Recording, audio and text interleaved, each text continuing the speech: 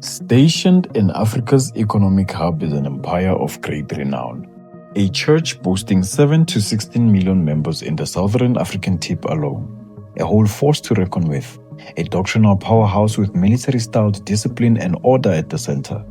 This is the Zion Christian Church. A church with a huge following and a well-known veneration from its followers. This church is known to some as a home, to some a safe haven, and some a cause of contention due to its doctrinal deviations from other Christian organizations by an incorporation of ancestral belief and dialogue, ordinances which are of great significance in the church. The church is often accused of being a cult. Well, is this true?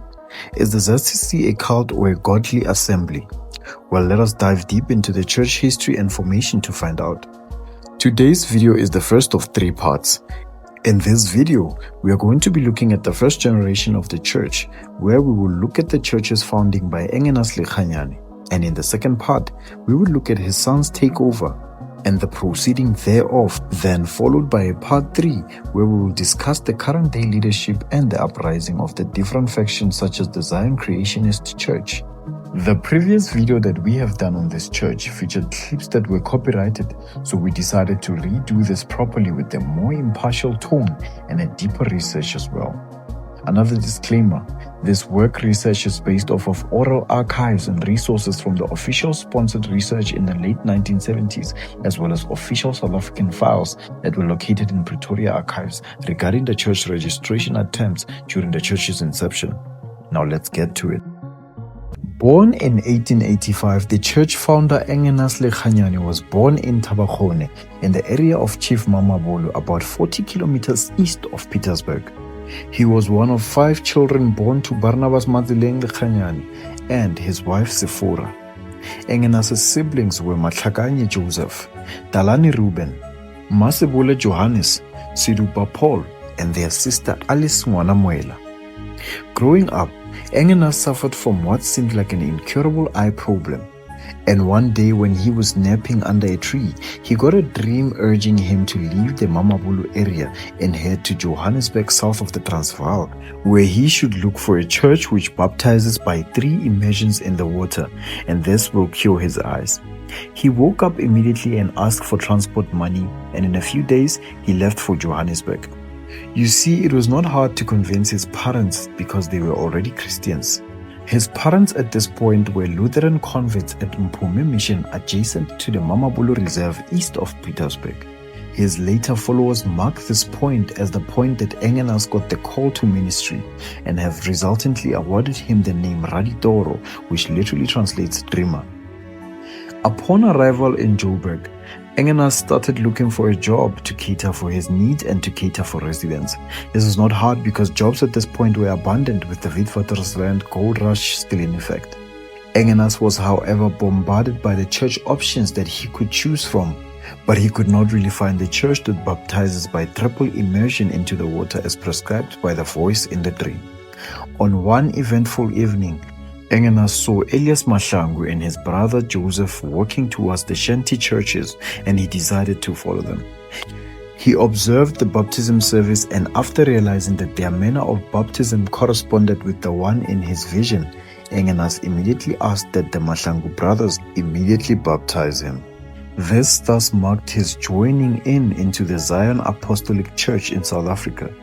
This was his moment of conversion to the faith. This was the first known adult baptism of Engenas. From there henceforth, he worked with the Mahlangu brothers under the Zion Apostolic Faith banner, gaining theological foundation. Engenas then went to the Northern Transvaal and started preaching.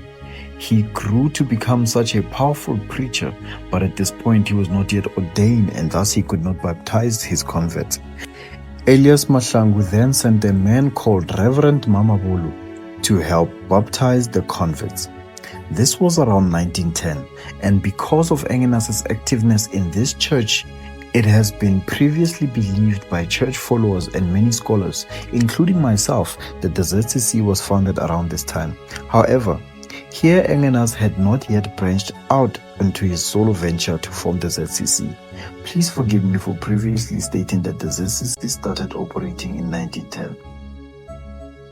As time went by, Reverend Mamabulu's ill health and old age forced him to request the Mahlangus to ordain Engenas so that he could help with the management of the church in the north. Engenas was ordained in about 1916 or so.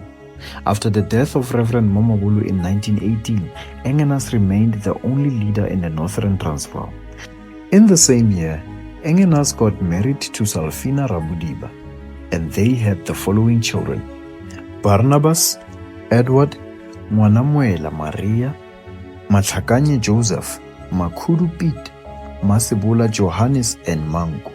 Masibula and Manku were twins, but unfortunately, Manku died at birth.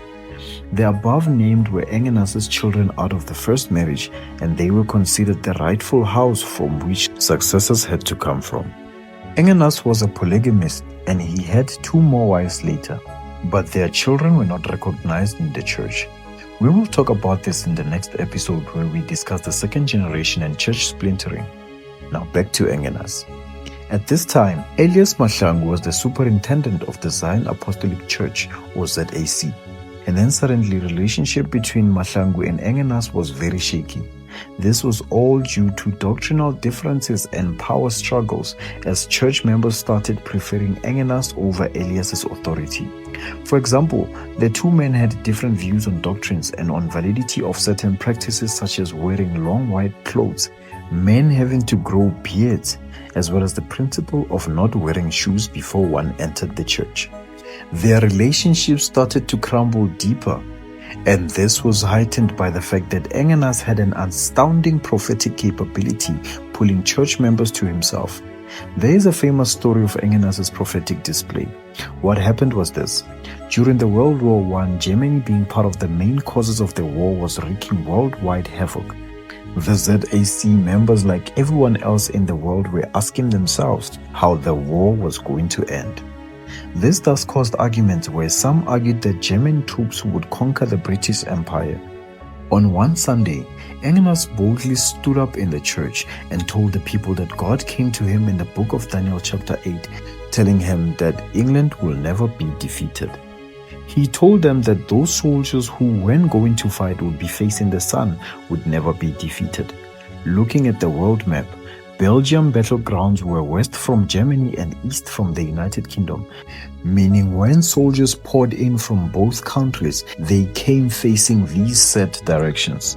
After a year or so, Germany was defeated, which stamped Engenas's prophecy as being accurate.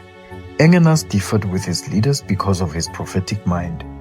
This event was often later told proudly by Edward Lekganyane, who emphasized that his father knew no geography but was able to foretell that England was on the west of Germany. To the members of the ZAC, the defeat of Germany in 1918 gave them a firm belief that Engenas was a man of God, and thus he was more preferred to the Mahlangu brothers. Engenas then eventually split with the ZAC and headed to Lesotho towards the Zion Apostolic Faith Mission led by Edward Motaung, known as Edward Lion. Motaung was also famous and known for his healing powers.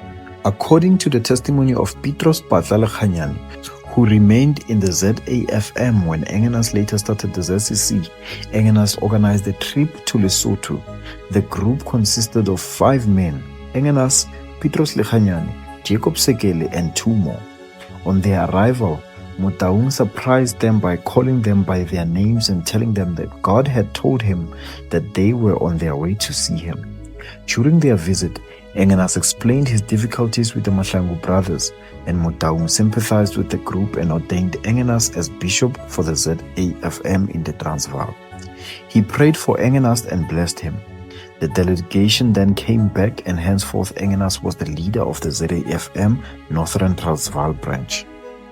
Many people were converted and joined the ZAFM. The progress of the church was reported to Motaung. In 1924, Engenas and a group of 16 men again visited Lesotho. This time, he was summoned by Motaung's council because of some irregularities in the church. These included the appointment of preachers, ministers, and the allocation of church stipends. Another problem was that the section in the Transvaal was more financially stronger than the other section in Lesotho. Lekganyane grew tired of being under leadership and being puppet-stringed as such. So he officially broke away and established his own society. This is after he reportedly went up to the mountain to pray, and there God revealed himself to him. He said that God came to him in the form of a whirlwind that took off his head and placed it in a distance further away from him. Engenas went for the head and donned it. He then says that he then appealed to God to blow off his head once more, and the whirlwind blew the head off once again, and it placed it under a small tree a short distance away from him. The head was upside down and filled with leaves. Engenas believed that the symbols in his head symbolized the multitudes who would follow him later in time. Amen was all that he could say after the encounter, and then he ventured into his calling. From there onwards then came a time to establish the name for his church. The name was to be entirely new, but the word Zion had to be retained because Engenas believed that the word denoted the true and original church as founded in the Old Testament. After a lengthy discussion and prayer, Engenas announced that the name of the church would be the Zion Christian Church. The organization of the church was simple. It resembled a tribal form of organization. Engenas was the head of the church, in the same way that a chief was the head of the community. His supervision was believed to be spiritual and superseding the whole strata from the most senior members to the ordinary members in the church. A simple constitution was drawn up, but it was rarely used, where Engenas was the sole interpreter of the procedures in the church. Engenas proclaimed new rituals, and his church prophets ensured that they were followed and that they punished all those who contravened.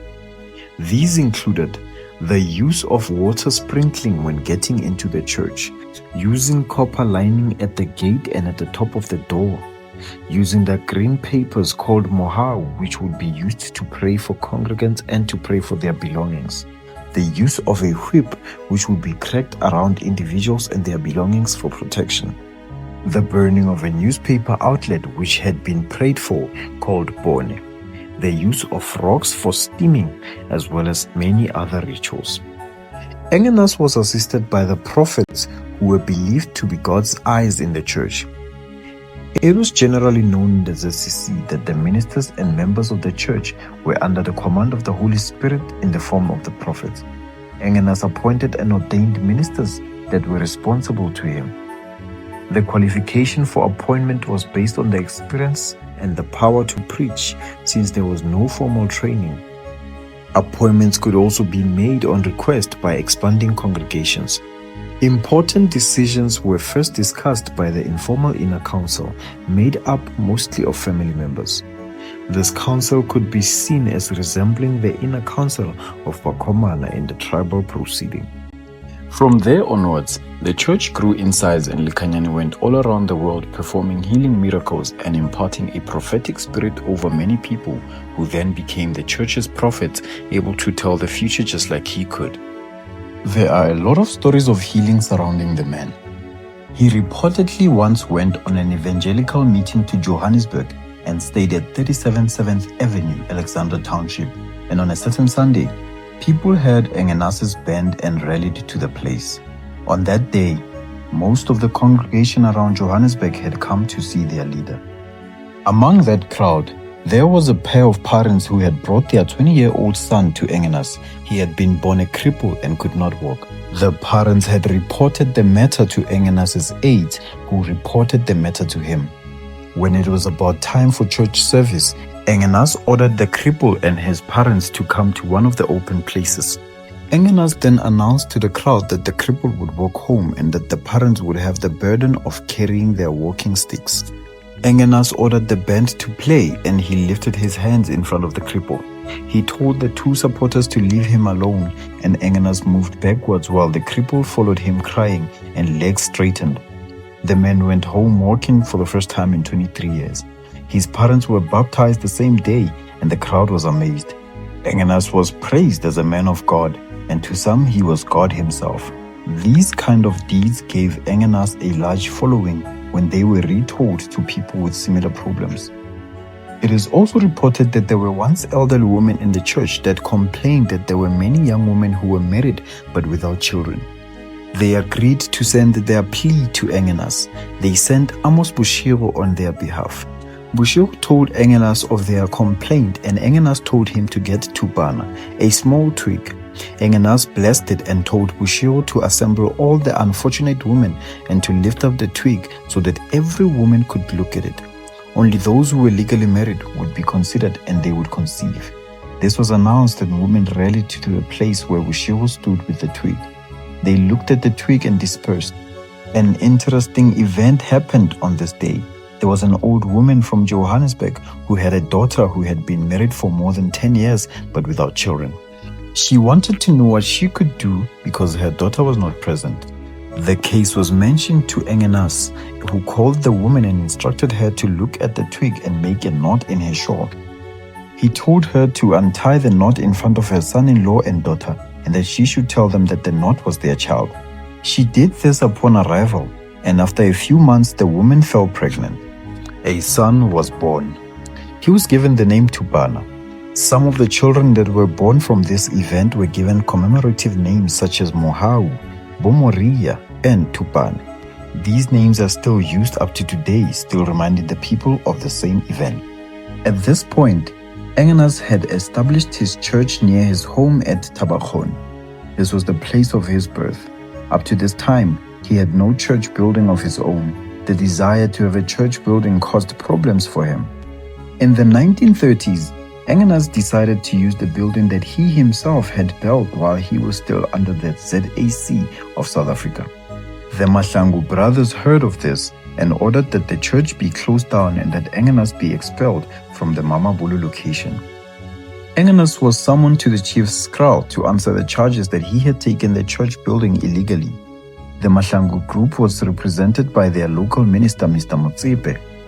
After a lengthy argument, Engenas told the council as well as Mr. Motsepe that he was not opposed to leaving Mamabolo. However, he stated that he would only do so if the same night a thunderous rain fell, and if a soft quiet rain fell, then he would not leave the area. That same night, a soft quiet rain fell, and consequently, Engenas refused to leave the Mamabolo area. The real trouble started when there was a power debacle between Engenas and Chief Athlon Mamabolo, where Engenas's followers began to bring their cases before Engenas and thus discarded Mamabolo's tribal court known as Lekgotla. The women also started rendering their services, such as plowing Engenas's fields, renovating his buildings, and other manual services. These services were seen by the chief as an attempt to usurp the chieftaincy. However, it was difficult for the chief to approach Engenas because he feared that the matter would divide his tribe. There was once an issue that made the two lock heads. The issue was that Engenas had chosen every Wednesday to be a day of prayer for all women in the church. Friday was for both men and women, as well as Sunday, which is a custom still maintained presently in the ZCC. On a certain Wednesday, the Mamabolo Women's Council arranged that all women would call at the chief's kraal to repair and renovate the houses. The day coincided with the day of prayer by women in the ZCC. Many women on that day chose to go to church. Their absence from the chief's kraal was conspicuous, and the matter was reported to the chief, who had no choice but to summon Engenas. At the chief's kraal, tempers ran high and councillors accused Engenas of making himself chief or sub-chief when he in reality didn't have the right to hold such a position. Engenas explained to the court that all the allegations were fabrications to spoil his name. He, however, gave them a parable saying, "Yo batla go thiba noka, o swanetse go ithiba ka mariga. Eupia, go ithiba ka selemo mo laetletše a go kgonagale," which literally translates, anyone who wants to block a river must do so in winter, for if they try to do so in summer, it is literally impossible. However, the council saw fit to send him away, and he moved temporarily to Tobulong in McLean's farm under a farm owner called Radimpie near Boyne. Engenas's growth was not accepted everywhere. There was an incident in the early 1930s where Engenas went amongst the Sekhukhune land to preach among the people there. Many chiefs were disturbed when they saw a number of people joining Engenas. They organized themselves against him at a village next to the present-day Nebo Magistrate office. They sent a group of men to attack Engenas and his group. He was attacked and Engenas was personally hit with a stick which fractured his arm. Chief F. Matlala came to the rescue. He took the group to his kraal, where they were protected. Engenas then stayed for several days in this chief's home.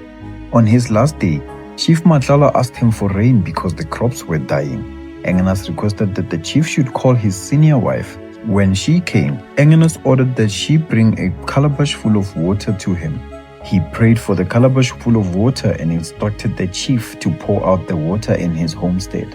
Later, after departure, the chief poured out the water from the calabash, and that night it did rain. Chief Matlala then came to Morea to thank Engenas, and he was asked to relate his story to the people during church service. From there, Chief Matlala became a bosom friend of Engenas and attended conferences where he also brought some of the chiefs. Events such as these drew many followers to the church, and the chief subsequently praised Engenas. With Lekhanyani's church growth, he decided to get his church registered. However, he had a very tough time registering the church because of the government of the time. He sent a deputation made of the following ministers from the different branches of the church to the union buildings for registration. He sent Abraham Magano from Pretoria, Fred Molope from Hammanskraal, Joseph Lehodi from Petersburg, and Samuel Mutendi from Rhodesia, who would later open the Zimbabwean branch of the church. At this time, the men had church branches at Mamabolo, Molepo, Davina, Mojaji, Ramokhupa, Mantole, Tabatswe, Ramphahlele, Kotama, Mashashani, Hans Masivi's location, Johannesburg, Pretoria, and other areas included branches in Botswana. The deputation exclaimed that they had full authority to speak for the bishop, and they went with documents explaining the structure and practices of the church. However, the Native Affairs Commission, after interviewing the deputation, had no hesitation in concluding that the ZCC was not such a religious body that it should be formally recognized by the government, so as to allow its ministers to enjoy the privileges granted to the well-known religious bodies. However, the church sprung everywhere around the country, forcing the government to recognize it as a religious body, which they eventually did. And this was the birth of the auspicious esoteric ZCC under Engenas Lekhanyani as the founder of the generational church. The men effortlessly built a sub-ethnic tribe with practices and customs of its own, a new tribe in which Engenas and his future children would be leaders in the same way as is in the traditional chieftainship, with the title position Khosi Yamasion, King of the Zionists. On the next video, we will continue by looking at Engenas' relationship with the Bible in terms of his preaching, the incorporation of the church badge, and then move on to the second generation leadership of the church, focusing on the church splintering, which was prophesied heavily by Engenas himself. With the thus far stories and history of the church covered, what do you think about the church? Do you think that this is a church or a cult? Let us discuss down below in the comment section. Do like, follow, and subscribe for more videos like this.